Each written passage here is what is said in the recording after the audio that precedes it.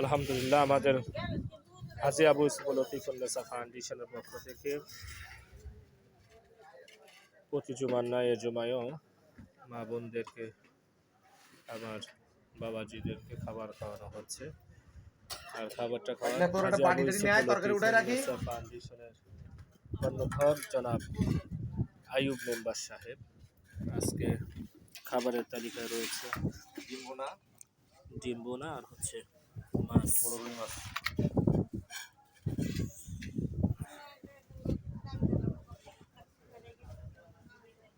এই ডিম না দেয় পড়া না জন্য নিচে ওটা ছোট ডিম দে।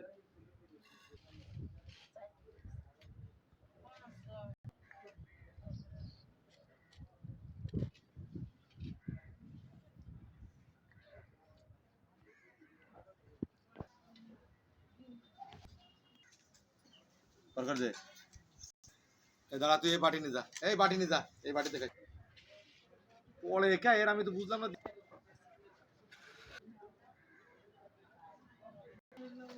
মাছ দেওয়া হচ্ছে।